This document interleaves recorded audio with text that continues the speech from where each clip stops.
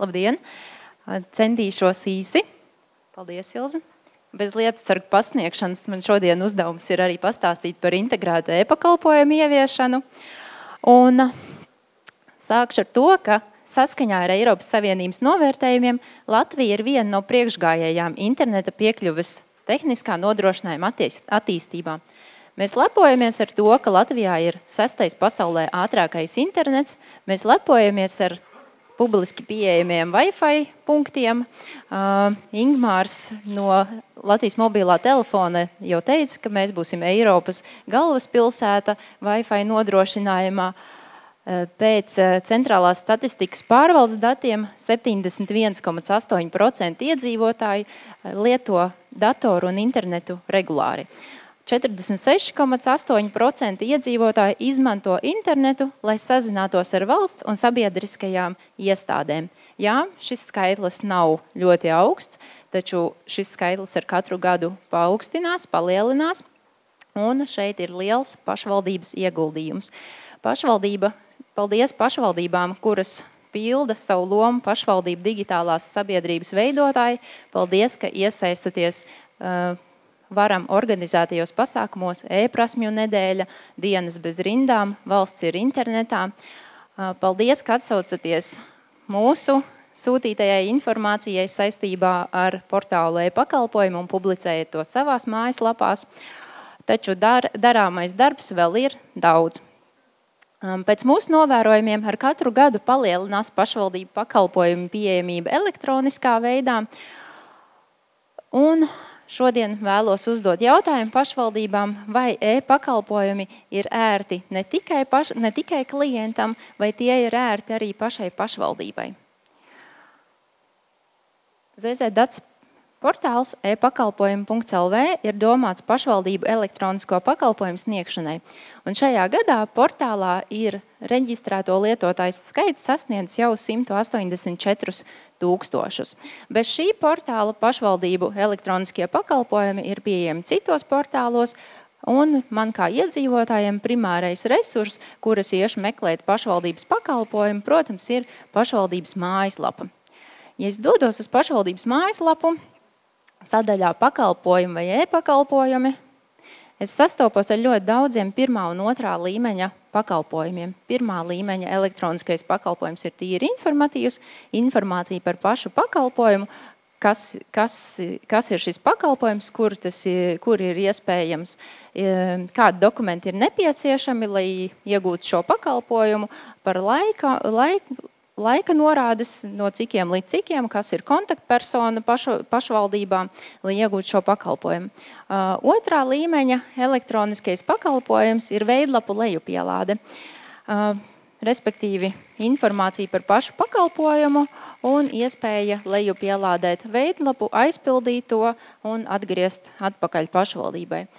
Šeit gribu teikt, ka jā, protams, pirmā un otrā līmeņa pakalpojumi būs vienmēr, taču ir daļa elektroniskie pakalpojumi otrā līmeņa, kuri var kļūt par 4. vai pat 5. līmeņa e-pakalpojumiem, par integrētiem e-pakalpojumiem.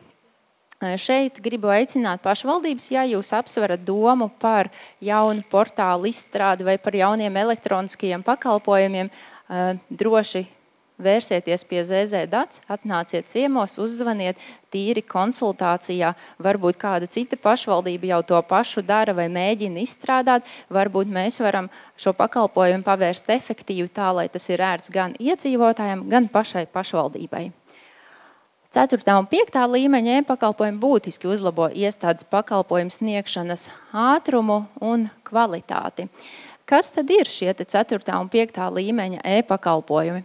4. līmeņa elektroniskajā pakalpojumā iedzīvotājs autorizējas portālā vai autorizējas pašvaldības mājaslapā, pieprasa pakalpojumu, apstiprina datus par sevi, informācija automātiski nonāk pašvaldības lietojuma programmās, pašvaldība veic pieteikumu apstrādi un norāda pieteikumu statusu.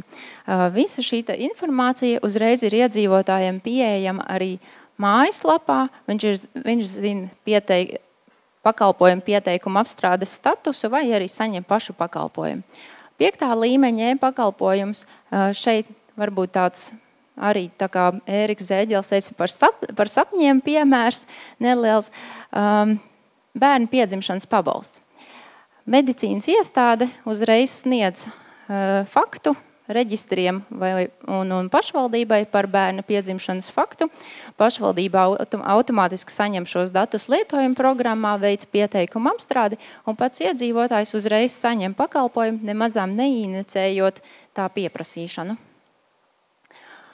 Mums ļoti mīļš ir pakalpojums nekustamā īpašuma nodokļa maksāšanas paziņojuma nosūtīšana e-pastā. Ja es dodos uz pašvaldības mājaslapu un ieeju sadaļā pakalpojumi, es sastopu 2. līmeņa elektronisko pakalpojumu. Ir pieejama lejupielādējama Word dokumenta forma, kuras varu aizpildīt. Ja mēs parēķinām soļus, es viņu lejupielādēju, aizpildu, izdrukāju, pārakstu, ieskanēju un sūtu pašvaldībai e-pastā šo te iesniegumu, vai arī aiznesu klātienē. Un pašvaldības darbinieks ievada manuāli visus datus lietojuma programmā Nino, kas ir nekustamā īpašuma nodokļa apstrādes lietojuma programma. Jautājums, cik efektīvs ir šis pakalpojums, un jautājums tāds, ja man kā iedzīvotājiem, man šeit, ja es nesaņemu vai nu sots, man nav vai arī liels burkāns par to, diez vai šo te iesniegumu es lejupielādēšu, aizpildīšu, aiznesīšu pašvaldībai. Visticamāk, es viņu aizpildīšu, un man viņš kaut kur paliks somiņā, un ar katru dienu tā aiziešana līdz pašvaldībai mazināsies un mazināsies. Portālā e-pakalpojumi.lv ir izstrādāts 4. līmeņa e-pakalpojums. Iedzīvotājs autorizējas portālā, dodās uz sadaļu nekustamais īpašums, e-pastu un SMS pieteikums sadaļa, aizpilda.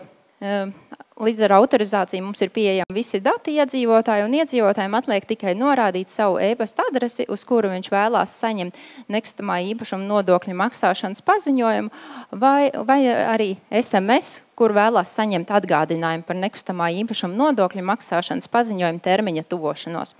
Un šie dati automātiski tiek reģistrēti lietojuma programmā Nino. Šeit arī jautājums, kāpēc pašvaldību mājaslapās iepretim šim te 2. līmeņa elektroniskajam pakalpojumam nav informācija par portālu e-pakalpojumu, netiek piedāvāt šī iespēja par 4. līmeņa elektronisko pakalpojumu. Vērts aizdomāties. Domāju, iepriekšējais slaids ļoti uzskatām parādīja šīs priekšrocības integrēta e-pakalpojumu un ilgi un gari nepieskaršos. Šīm, protams, ir ātrums, pašvaldības saziņai ar iedzīvotāju, iedzīvotājiem saziņai ar pašvaldību, datu kvalitāte. Vai jūs atšifrēsiet manu rokrakstu un kādu e-pastu es esmu ierakstījis šajā iesniegumā. No portāla e-pakalpojumu uzreiz saņemat kvalitatīvus datus, izmaksu efektivitāte, videi draudzīgs pašvaldības sniedz iespēju iedzīvotājiem būt videi draudzīgiem un komunikācijas uzlabošanās iedzīvotājiem uzreiz ir redzams, cik tālu ir šis te aizpildītais iesniegums pašvaldībā, cik tālu tas ir apstrādāts. Nedaudz statistika. 13. gadā tika izsūtīti 71 291 maksāšanas paziņojums elektroniski, un šajā gadā tie jau bija 156 501 maksāšanas paziņojumi. Šajos 7 mēnešos no 1. februāra līdz 30. augustam iedzīvotāji ir pieteikušies jau 50 083 iedzīvotāji ir pieteikušies nekustamā īpašuma nodokļa maksāšanas paziņojuma elektroniskai saņemšanai.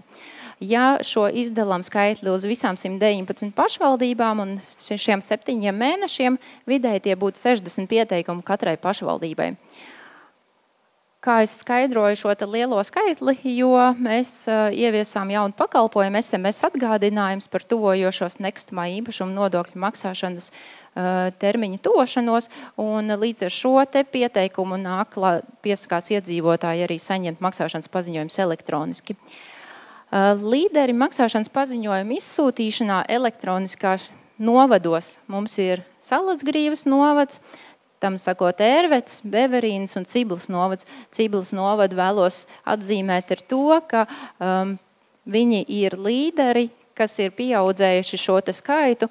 tieši iedzīvotāji, kuri ir pieteikušos maksāšanas paziņojumu saņemšanai elektroniski. Kā viņi to ir izdarījuši?